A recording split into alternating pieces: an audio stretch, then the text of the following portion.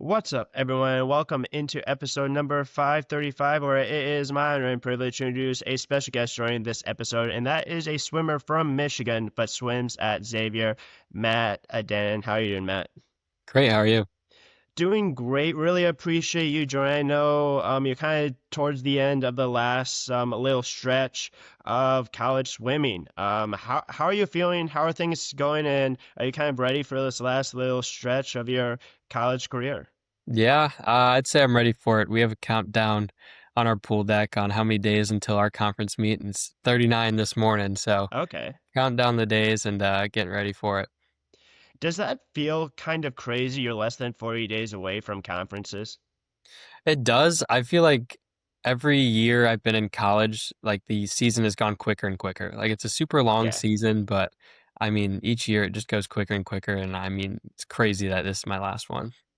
Yeah, I was just going to say, have you really had time to kind of take a step back and think of everything, or is it a little bit kind of too early to do that? And that's more of maybe like your last race at conference, or if you go to nationals? Um, No, I think what really set it for me was going back home for Thanksgiving and training with my old high school team and the Okay. coach being like, "Yeah, man, just like take it all in, absorb it, like it's your last time you're ever going to be doing it." So since then, I think I've been having a little different mindset going into practice, like this is my last time doing these practices ever, so Yeah. I mean, I'm just kind of trying to make it as fun as possible for myself. Yeah, I was just going to say try to enjoy practices as much as possible, but there's also practices for a reason. So there's probably some days that you necessarily don't want to go to the pool. I don't know how early practices you guys have or how many early practices you guys have.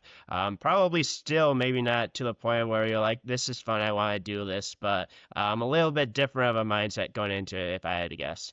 Yeah, yeah, it helps out.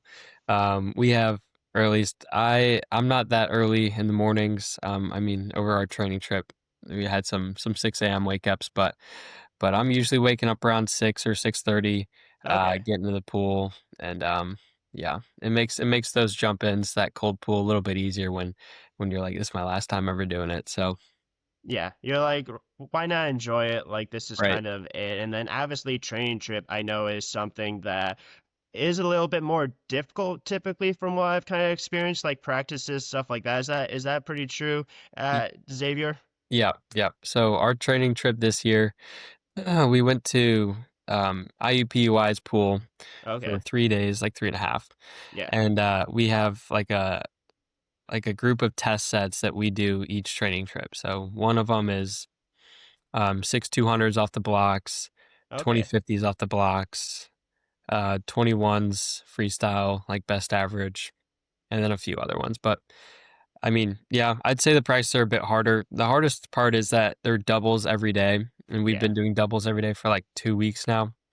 So just the volume of swimming is what gets you. I was just gonna say, are the test sets the same every year you've gone to training trip, or do they always change it a little bit? I mean, there's slight changes here and there just depending on what pool we are, like how many lanes we have Okay. or like what like how many like for me I'm like a super sprinter, so I don't do six 200s, I do six 100s. So just like Yeah. how many of those we get through all just depends on like where we are, but usually like the Okay. the block of it is about the same. So you kind of have an idea of what you're getting into, but that still doesn't obviously make it easier. Yeah. That doesn't necessarily make it super fun either, even though you have an idea of what you're going to get. Yeah. Yeah. So for test sets, I know for some teams they allow the swimmers to suit up. Is that something that you guys do, and is that pretty fun to do, or does it really kind of depend on the swimmer and if you're allowed to or not? Yeah, we definitely suit up a lot. Okay. Since our new head coach, she was the assistant for my freshman and sophomore year, but she got promoted after our head coach left. Um, Okay. she likes suiting up a lot more, which I like too, because I mean I'm a Okay. sprinter. I like feeling in a tech suit. It raises your hips up a little bit in the water. Yeah. Just helps with your overall like just body position. Over our test sets, we suited up for all of like the off the block efforts. So Okay. when we did those 20 50s off the block, we were suited up for those. Six 200s off the block, we were suited up for those. Okay. Um, yeah, I was just gonna say it's almost kind of like for other sports, like suiting up is kind of like, in my opinion, like I can just kind of imagine like a little bit of like a mindset switch as Mhm. well. Like you just kind of feel a little bit more like, I don't want to say like a beast, but like it's just like, hey, let's just go fast. Let's see how fast we can go. And obviously that's a big reason why you do it at conference, you do it at nationals. I know for a lot of D1 programs as well, they might do it throughout the year. Like they might do it throughout the Yeah. whole, like every single meet, but like I can just imagine kind of a little bit of a mindset switch once you suit up compared to not necessarily suiting up. Yeah, I mean, a lot of people, I mean, I could list off 5 to 10 names right now just off the top of my head that I know swimmers that tell themselves in their head, whether it's a good thing or bad thing, just, "I'm not Yeah, gonna go fast unless I don't have a suit on." yeah, I mean, personally, I'm not like that. I just like I mean, like, I can go fast without a suit on, you know? yeah. But I know it helps a lot of people out, and I think it's a good thing that we do it. Yeah, no, absolutely. Again, it prepares you for conference, prepares you for Right. nationals if you go to nationals. Like it just kind of gets you ready for those. But before we kind of get into conference, before we get into basically the rest of this season, your time at Xavier, I want to also get into a little bit of just your swimming journey because I know you've been swimming from a young age. Just talk about how you started swimming, just when you really started to kind of enjoy the sport and kind of the process because behind it, because it's a long time and you have to love it if you want to continue to do it. Yeah, yeah. So, I guess swimming starts out oh man, maybe when I was 8, I was Okay. doing like summer league, nothing crazy, you know, I was just doing it because my friends were doing it. I wasn't Yeah. super good, just kind of just there, you know. I would say when I'm 10 is when I started getting like competitively into swimming. So like year-round swimming, started doing meets, started seeing that progression. I was playing soccer since I was 4, so I was doing like swim and soccer at the same time. So Okay. probably when I was 12 or 13 I decided to stop playing soccer and focus only on swimming, and I would say that's, like, my big switch and being like, Okay. "Okay, like, now I'm gonna focus on swimming, like, this is what I'm doing now, blah, blah, blah." After that, I mean, pretty consistent since that. I'd say, like, end of middle school, freshman and sophomore year of high school was all about the same, no major changes, and Yeah. then for me, like, the big challenge with the love for the sport was COVID. Yeah. So when that happened at the end of my sophomore year of high school, we stopped swimming, at least in Michigan, for a few months, and then came back to practices maybe half a year later. And we were Okay. doing like one person in a lane or one person at each end. It had to be outside. Yeah. I mean, it was really hard to love the sport again. I mean, meets were miserable. Just seeing the progress wasn't really there because you were training like 4 times a week, Yeah. and I mean it was hard, but you know, a lot of us pushed through. I really think that the reason I got through that period was all my friends I made in club, and they were all going Okay. through the same thing. We were just there supporting each other and Yeah. being there for each other each day. After that, when stuff got back to normal, as like my junior year, middle junior year, maybe start of my senior year, took a visit to Xavier, loved it. I mean, I knew 3 or 4 people on the team at the time from just like older kids that were on my club team that went there. And Okay. so when I took my visit, like, they were super supportive, like, they were like, "Oh, like, nice to see you again, blah, blah, blah," all Yeah. that stuff, you know? So I was like, "Okay, like, I already have a family here." Love the coaches, love the atmosphere they have, so, committed there. I wasn't really planning on swimming in college. I was gonna go Okay. to, well, it was the decision between, swimming at Xavier or just being, like, a normal student at the University of Michigan. Okay. So I decided to pick Xavier and, haven't really looked back since. I was just gonna say, like you said, you knew a couple of swimmers at Xavier prior to that. Did any of them try to like convince you, recruit you, like saying like, "Hey, you need to come to Xavier"? Or was it more of like that family atmosphere that you had, and also the coaches as well? I mean, yeah, there's obviously some of that going on, because I Okay. mean, I was training with them prior to that for 4 years, you know? Like, Yeah. I saw them grow up throughout high school too. They're like, "Oh, man, like, I love it here, like, I know you will love it here too," like, just stuff Yeah. like that. But no, the family was great, the community Okay. there, awesome, and, yeah. I was just gonna say that's one thing that from talking with the swimmers I have. they love like the family like culture, like kind of the culture behind swimming. Like obviously like the team chemistry is really important, but just kind of like the culture, just kind of like the family feel behind the sport and just how different it is when you swim with a team versus when you're swimming by yourself, which is something that you experienced during COVID, right? Like there wasn't really quote unquote that family culture. There wasn't that team chemistry because you're doing it by yourself. Is that family feel, is that kind of swim culture that it truly seems like it is in the sport a big reason why you enjoy it so much and a reason why you did it for so long?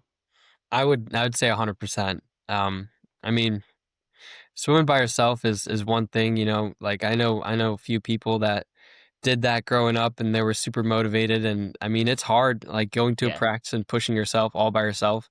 I'd say when you're surrounded with your family and everyone there is doing the same thing, everyone's trying their hardest, like you just push each other naturally, and yeah, everyone it's like much easier to just get through whatever you're getting through and just better each other. exactly. Do you see yourself swimming after Xavier, or are you going to take a little bit of a break, or you might try a couple other things? Um, I definitely see myself swimming in the future. It's Okay. very good, like it's great sport for you to stay active when you're older, like Yeah, very easy on the joints.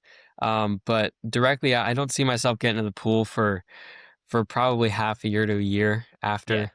Just I got a shoulder injury that's kind of just an overuse thing, so yeah. let that clear its course and been picking up a new hobby, golf. Okay. So that's gonna take up a lot of my time too. Love it. How's the golf game looking? What's your best? Are you more of like a driver, like drive for show, irons, putting, chipping? How's the golf game looking right now? Right now, not the best, just because it's a little Okay, out of it's season, okay. but yeah. Yeah. Um, I mean, I'd say I'm pretty mediocre at everything, just trying to better the game overall. Yeah. Hey, you know what? You have to find a different hobby. I love golf. Golf is a great time. Try to keep enjoyment in the golf Yeah, game, especially once you continue to improve. Don't let frustration or bad shots get to you because then you have certain expectations and then you might necessarily lose a little bit of the love for golf. But yeah. it's a great sport. Love golfing, but you mentioned like you used to swim because obviously your friends did, and then you made kind of the transition around 12 years old to quitting soccer, going full time for a swim. Was there something that like clicked? Was there like a moment that you were like, hey, like if I put in this time, or if I really fully focus on swimming, or just something that you found that you loved about this sport that you were like, okay, let's stop soccer, let's focus on swimming because you mentioned like when you first began, you weren't very good. I don't think anyone's very good when they first begin. There's some people that are naturally really good at it, but like Mhm. what happened? I would say like the big click for me was just seeing the time improvements at meets. Like Okay. you're a little kid and most little kids and like swimmers right now remember when they would go to a meet and drop like 5 to 10 seconds each time they swam. And I think it was just that each time, like Yeah. that rush of racing and seeing that time improvement on the board just brought me back. And I was like, these two sports are taking up a lot of my time. Like I have to pick one. Yeah. Um, so I just chose swimming. Do you wish you could see those 3, 4 seconds dropping off of time? I know when you suit up for conferences, tape or stuff like that, you might drop like a couple of seconds, but do you kind of wish that feeling of dropping personal best every single meet that you swim at? Oh man, if I was able to do that, I'd love swimming way more. But no, Yeah. it's part of the grind, seeing Yeah. those big ads, but just trying to focus on the race strategy there. Exactly. When did you start swimming backstroke? I know that is one of the main strokes that hmm you swim. I would say I started swimming backstroke probably um I mean right around when I started taking swimming competitive. So right around like 10 Okay. or 11. Okay. Um, yeah, just really started to be my main stroke. My club team growing up, we did a lot of IM. So I just Okay. chose backstroke because I was a little bit better than all the other kids, I guess. Yeah. But yeah. Do you miss I am? Like, is that something you miss or you're like, I'm never going back to I am? Oh, I don't miss it that much. I had my one good showing when I was 14. there's a meet for those kids that it's kind of like a like an interstate meet. So like you swim for Team Michigan, Team Indiana, like it's like the Yeah. Midwest. It's called Zones. I won the 2IM when I was Okay. 14 at that meet. So that was like one of my good accomplishments when I was a young little swimmer. But other than that, I mean, you know, Y- I You're I could do you're with that. like let's let other people swim the 2 a.m. and Yeah. the 4 a.m. Oh Let's yeah. not touch Yeah. that at all. Yeah. Yeah. So swimming backstroke, how important is technique and power, especially when you're talking about starts? Because obviously, like anyone that has watched swimming that have seen backstroke, the way that you start, there's so much not only technique but power that you have, and it's an interesting start for anyone that's probably never done it, but like. There's just so much that goes into that, and just so much that goes into backstroke that I don't think people really truly realize.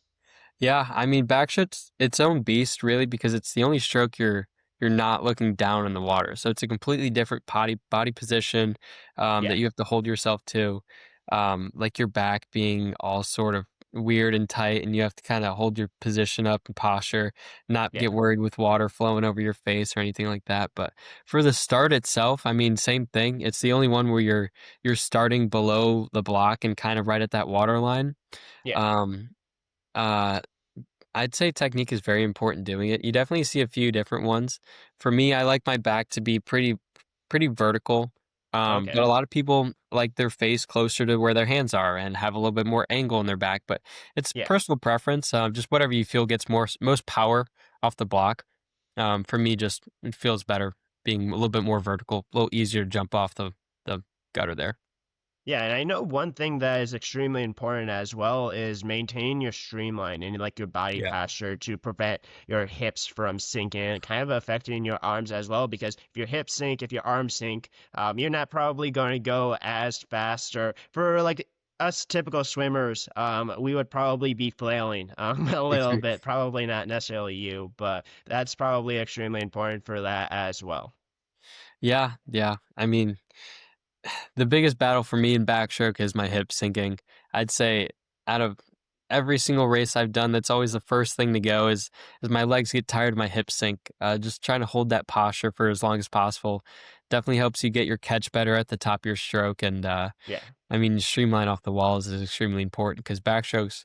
I mean, one of the races where it's expected, where most of it's underwater. So, yeah, I mean, you have to be as aerodynamic, I guess, water dynamic as possible. You know. yeah. I was just gonna say underwaters have to be huge Mhm. in backstroke. I'm sure that's probably something that you work on pretty consistently because you just see what underwaters can do for backstroke. Like you see like the Olympic trials, you see the Olympics, just how long they're underwater for and they're coming up at the last second. You just see people pick up not only like room, but you see just people extend their lead. Like there's been multiple really high level swimmers that you just see like they're behind, but then they have their underwaters and then they're like a full body length ahead. Is that something that you probably work on pretty consistently to make sure that you at least have good underwaters to at least put yourself in a position to not only compete but for a chance to win a race?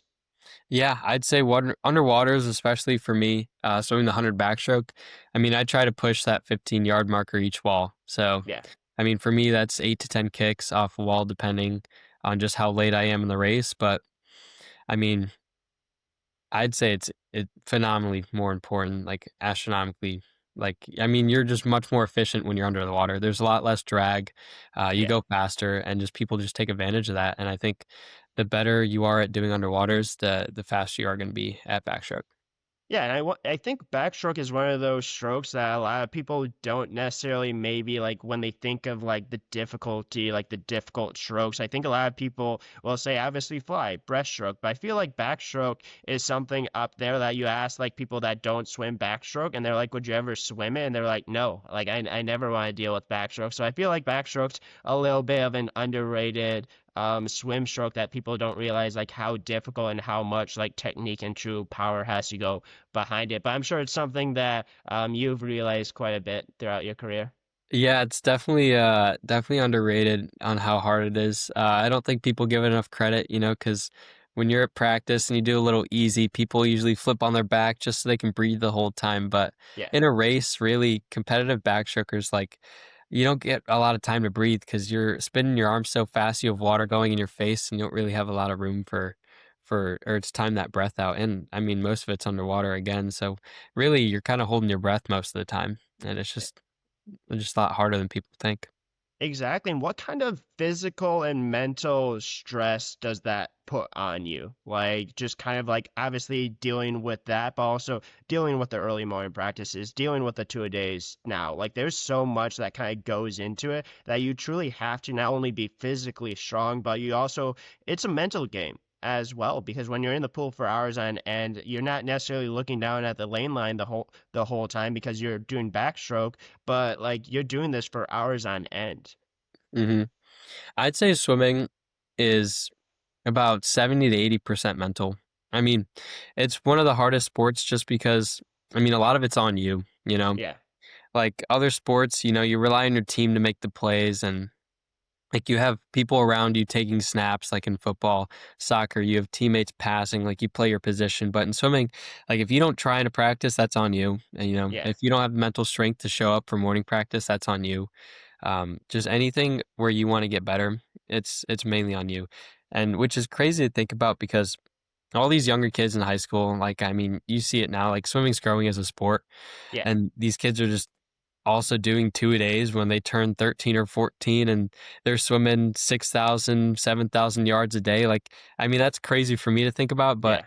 I mean, that's just the dedication you have to have now for the sport. Like, everyone's becoming, I mean, super motivated. Everyone's there, like, trying to be the best. And Yeah. just the stress that can put on you from a young age. I mean, you have to find a way to just manage it. And for me, managing stress is like super important. I would say I find myself a very calm person. I'd say most people around me find me very calm, and I Okay. just Yeah. I like to like like give that out just how I manage my stress. Yeah. Um in the weight room, I mean that's my biggest thing. During COVID, one of the things I'd helped stay in shape was I started weightlifting a lot. Um, Okay.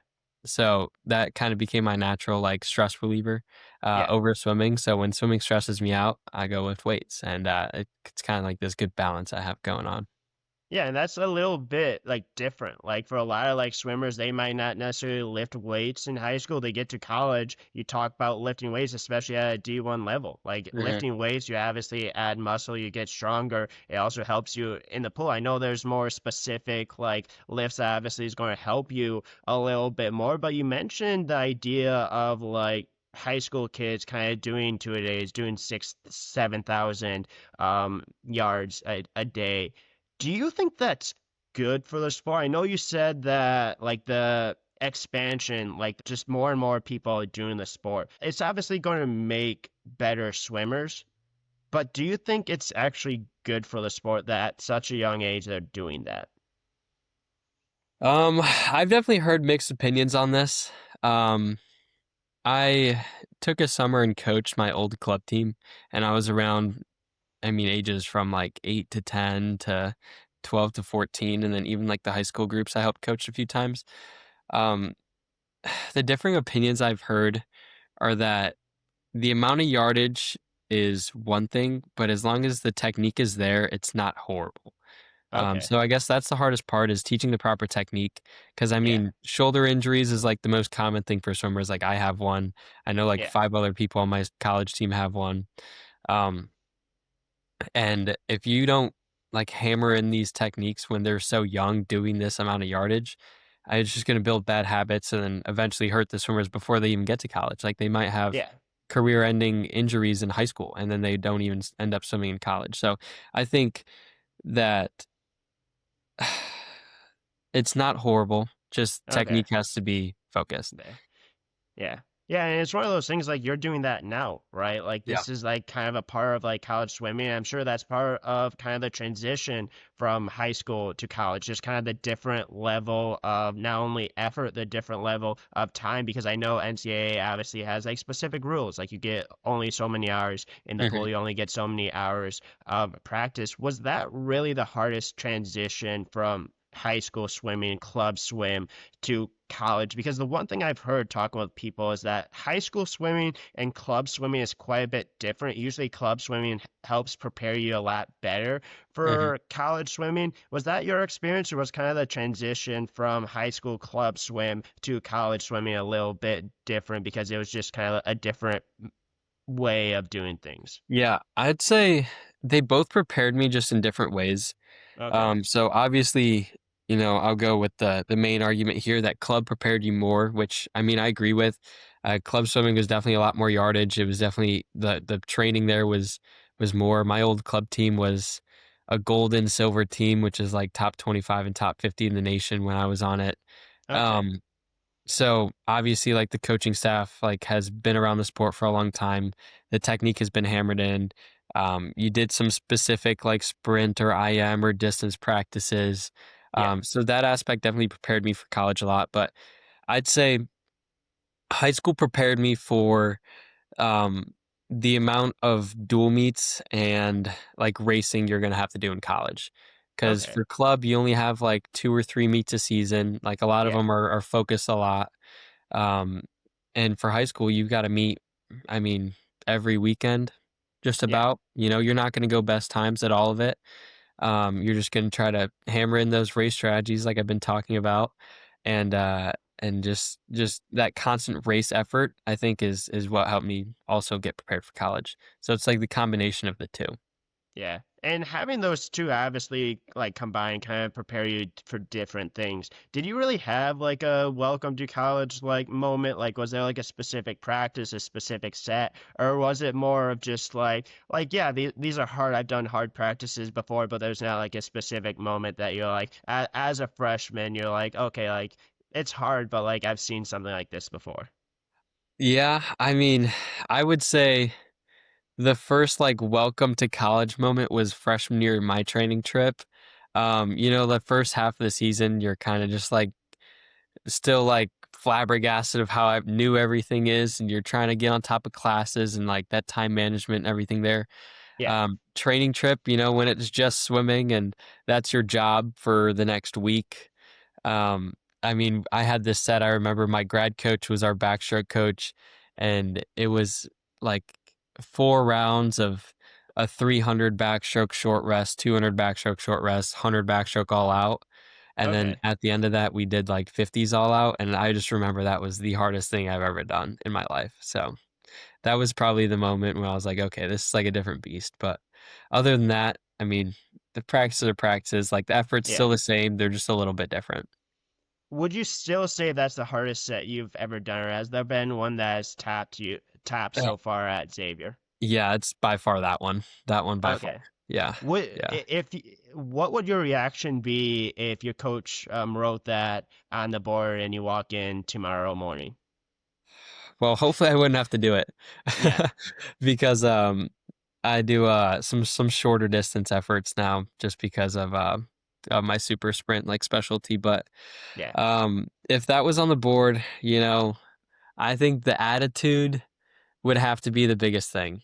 Yeah. Um, People are gonna see that and be like, "Oh my gosh, I don't want to do it." Yeah. And I mean, obviously, I mean that's a set where you're supposed to fail. It kind of takes you to failure, and that just pushes your body to like to the limit.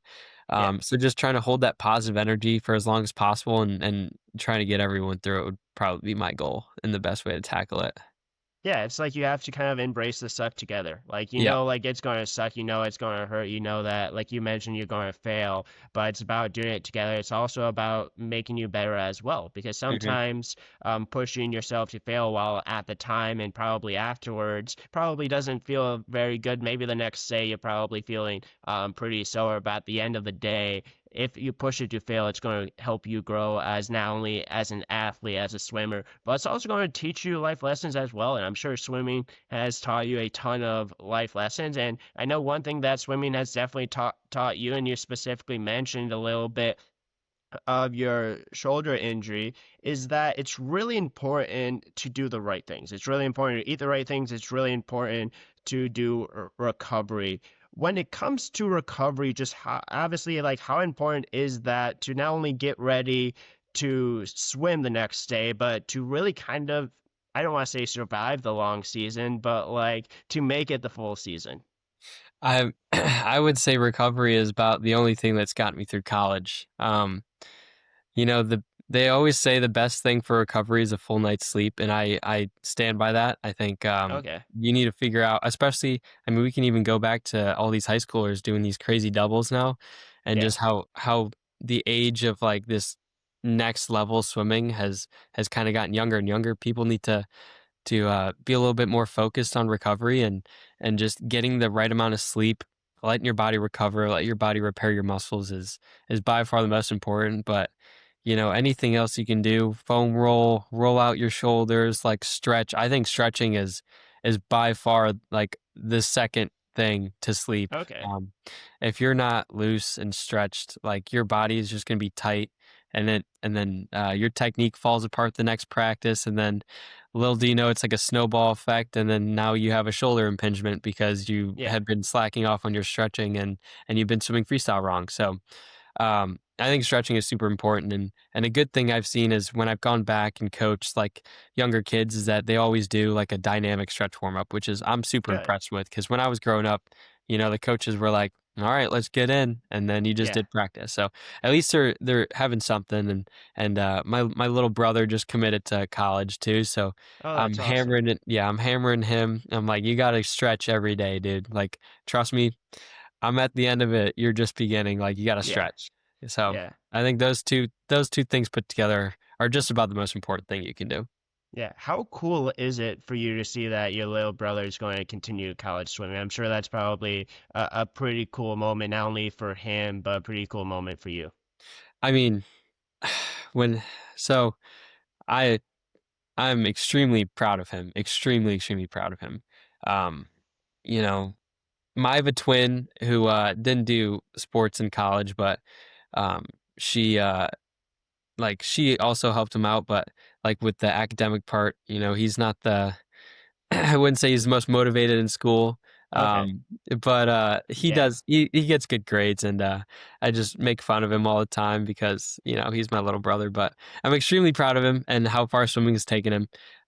You know, I like to think that I'm his role model, and he looks up to me and just everything that I do. So it also is like another reason for me to try a little bit harder. You know, this Yeah. kid's gonna be in college now. I don't need him telling me he's faster than me. Yeah. Um, so. So that's great. But yeah, I'm extremely proud of him, and I'm excited to see That's where awesome. his college career takes him. Have you guys ever raced? And if you have, has he ever gotten the better out of you in any event? Well, I think if we race right now, I would crush him in every stroke except breaststroke, 100 Okay. yards and shorter. Okay. But yeah, he definitely excels in breaststroke and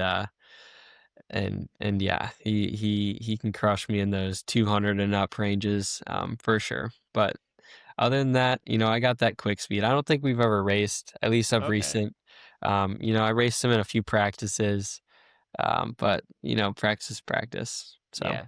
Yeah, and that's why you said you have like the super sprint. Like that's just right, what you are. That's just what you do. That's what you're really good at. And if it's 100 or less, and honestly, like in my opinion, those are some of the most fun events. Like you hmm think about like the relays, you think about like the 50. Like it's just a full on dash where you're not breathing at yeah, all. Like if you breathe for a single second, like on a 50, I'm sure your coach probably yells at you or something like that. Or if you breathe off of a turn especially on 100. Like I'm sure that's probably something that's drilled in your head where it's like do not breathe before, do not breathe after a turn. But even breathing at 50, like the difference between that or just like having like maybe not a great start is like right there. Like there's people that have like zero point 0.1 seconds that lose in swimming, and I think that's just insane. But like people think about that, and it's like, yeah, that's the difference between probably a little fingernail and yeah, winning, and maybe even getting eighth place. I feel like sometimes that's the real difference, especially at like a college level, especially at a D1 level.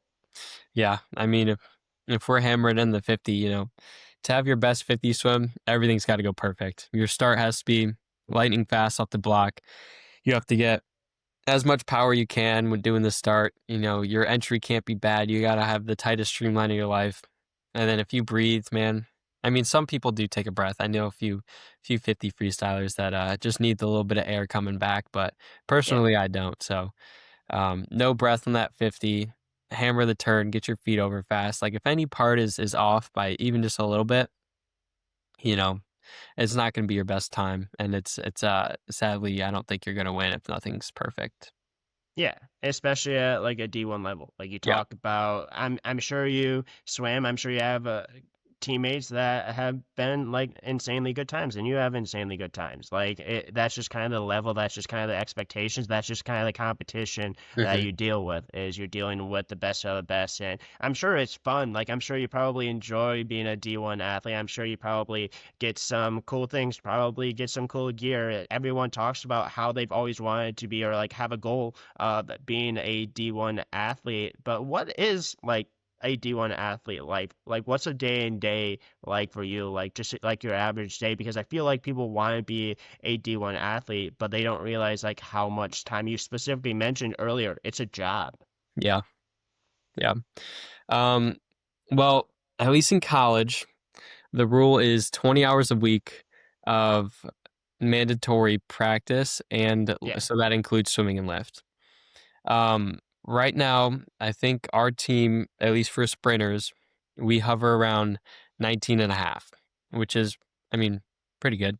I know Yeah. some teams have optional practices on the weekends that puts them over the 20 hours, but I mean, they're optional. And if everyone goes to those, then I mean, everyone goes. But personally, getting to that, I mean, I'll just go through my Monday schedule last semester, I guess.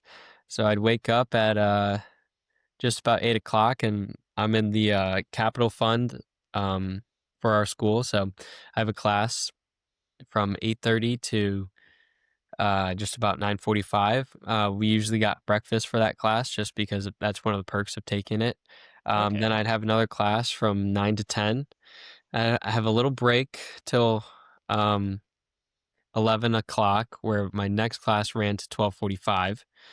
Um, so I'd usually grab lunch in between there, either packing it from home, going to the dining hall, or just getting something else to eat because that's about the only time I had before practice. And it was Yeah. like a good spacer because I don't like to eat right before practice. It makes me feel a little heavy in the water. So it was a good time for the food to digest. Yeah.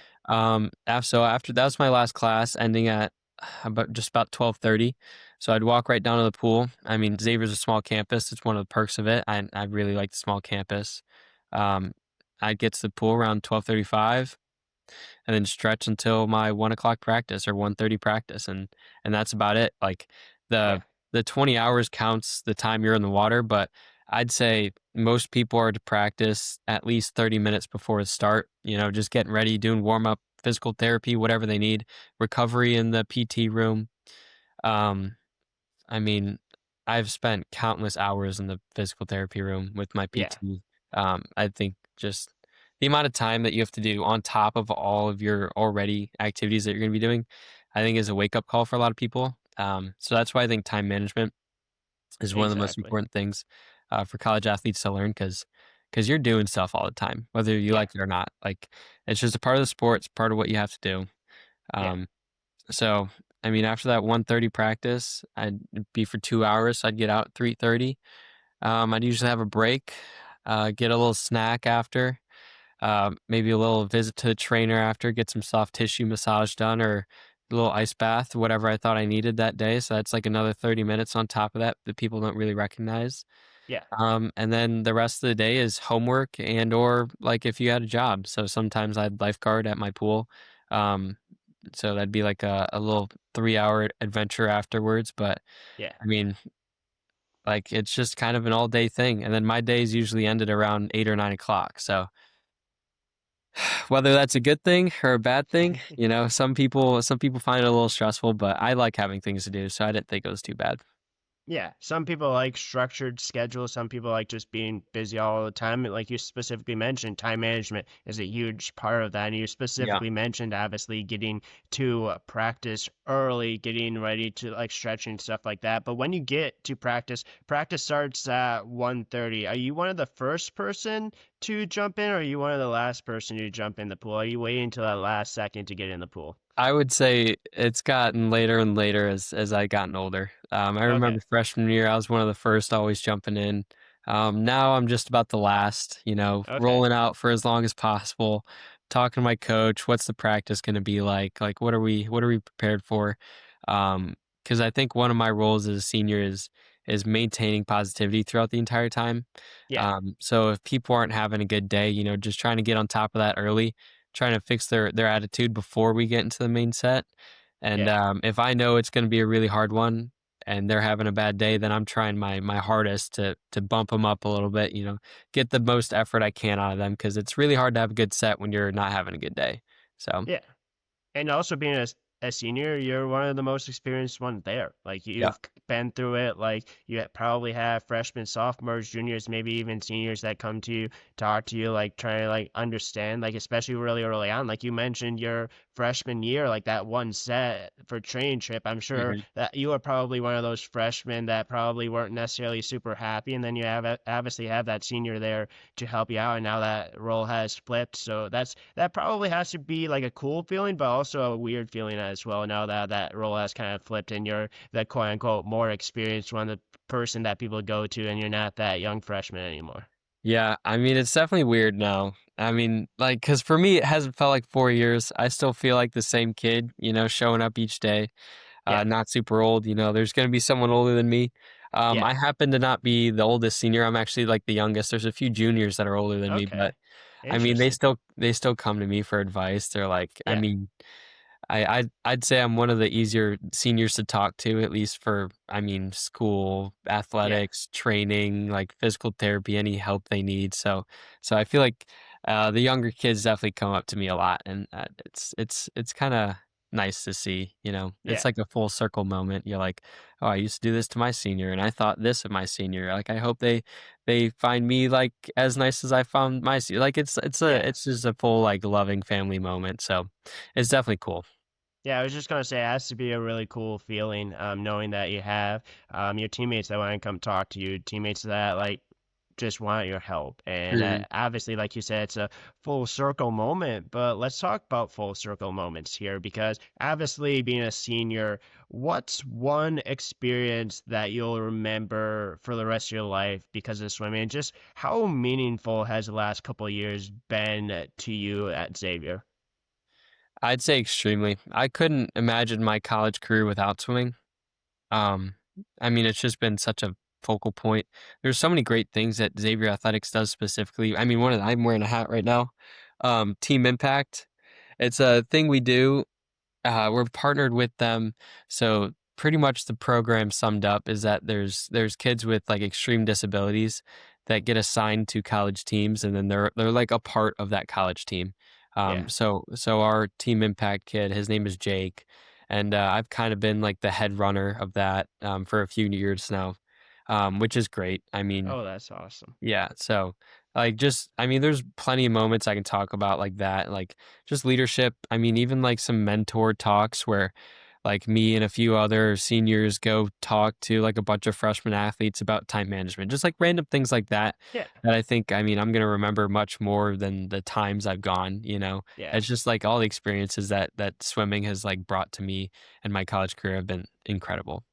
Yeah, like super impactful moments for you. Like obviously like talking with people, but also just getting to learn other people's experiences and just Yeah. getting to impact other people's lives. Like that's just like what's cool about athletics in general is I truly think it teaches a lot of people a lot of different like life lessons, but also really like allows you an opportunity to not only impact but like learn people's stories, like just make an impact on the community. And it seems like that's something that you guys at Xavier has been doing, and I think is absolutely incredible.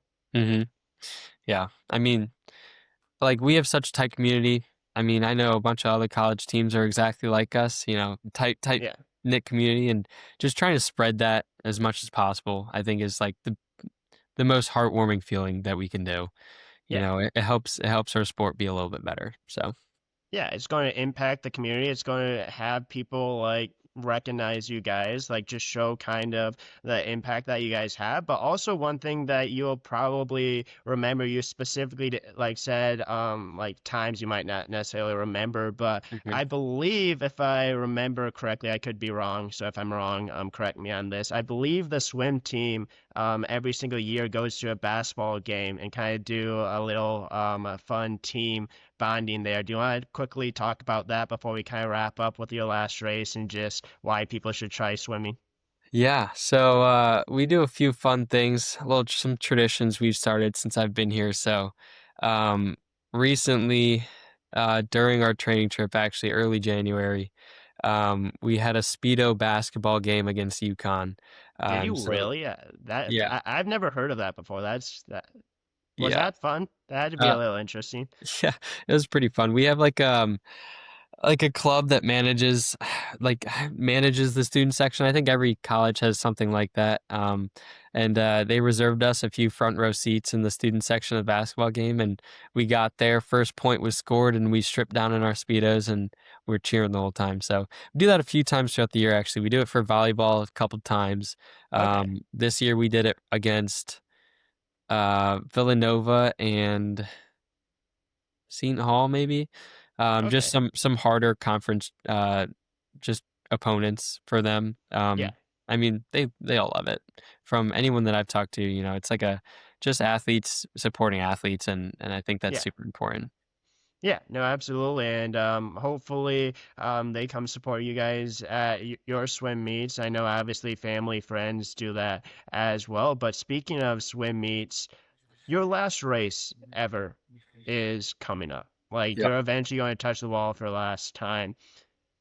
How do you think you will feel? And is that the moment you'll kind of like look back and realize like everything you've been a part of? I mean, I think it'll be a Because it's hard, mixture. right? You're still Yeah, 39 days away, yeah, so it's hard to kind of imagine what you're gonna think of. But like that, like your whole life, your whole, I don't yeah. want to say your whole life, your whole swimming career comes down to this one last race. You touch the wall, I that's think it. it'll definitely be a mix of emotions. I mean, there'll be excitement there. For myself, my teammates, my fellow seniors finishing up, wrapping up this season. But there's also going to be a bit of sadness. I Yeah, mean, I've been surrounded with these people for 3, 4 years now. The freshmen a whole season. yeah, I've been like they call me like their uncle, Unc for short. So yeah, I've been like their role model, and it's just gonna be sad, because I mean after that meet, we're pretty much like done. They're gonna be going back to training in a couple weeks after conferences, and I'm not, and then that's just a part that they're gonna have to live with. And I remember each year, there's tears shed after the last race on the last day, and I definitely think there will be some this year. I mean, it's just a whole part of that community. Like it's like leaving your family alone yeah. for the last time. So I think it'll definitely be some bittersweet moments, but I'm looking forward to it. Yeah, because like you specifically said, like you're so used to the last 3 years of like not being necessarily that senior that walks away. Like you'll be out Mhm. like a couple weeks later, I'll be back in the pool, and now it's your turn. And I truly do hope that not only like these last like 39 days goes extremely well. I hope that conference goes extremely well for you. I hope you're able to get some PRs. I hope you're able to have a really last fun 39 days, maybe beyond if you end up going to nationals, stuff like that. I really do hope that you are enjoying this, and it sounds like you are taking it all in, and I think that's the right approach. And I think it's something that hopefully you'll remember these last not only 39 days, but your time at Xavier and your time before. Yeah, yeah. So to wrap it up, I do want to kind of give you an opportunity to just like do a pitch real quick. Why should people give swimming a try? And just how has it shaped your life? And how, if they do give it a try, do you think it could shape theirs? I think people should give swimming a try. Mainly just do it with a few friends. It's a different sport. It's Yeah, very like a lot of sports are on the land, high impact on your joints. It's definitely something new. I would say swimming in general is a good skill to have, you yeah, know. But I think people should just try swimming because it can be fun. You don't have to take it to the next level and do all the 20-hour weeks that I'm talking about, but just Yeah. give it a shot. And if you like it, you like it. If you don't, you don't. But it is a great form of conditioning. So anyone out there that is doing other sports and is getting tired of all those running conditionings, you can try swimming out and it could Yeah. help you out a little bit. Yeah, I was just gonna say it might be one of the best, if not like the best, like conditioning sport there is, in my opinion. Swimming is not easy. Trust me, I've gone through my own experience in swimming, and it's not easy. And I'm obviously not great. I know that you would probably destroy me in any event if we ever did it for fun. But it's really a great sport, and you just see kind of the impact it can have, the community it can have, the chemistry, the family that it can have, but also it can have really lifelong impacts for good because swimming is extremely important and it also builds muscle, builds just endurance, and it's one of those sports that if you get into, it's going to bring more good things than that. Might bring some shoulder issues with it, but it's just a part of what kind of comes with swimming. Yeah. Yeah.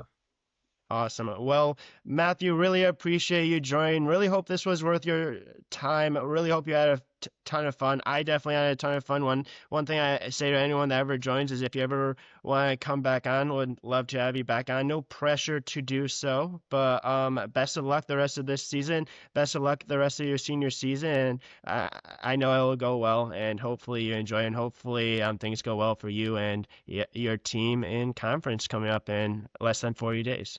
Yeah, I appreciate it. I'm definitely going to give it my all, and thank you for having me. Absolutely. And that is a wrap to episode number 535. Thank you again to Matthew for joining and tuning in to the next episode.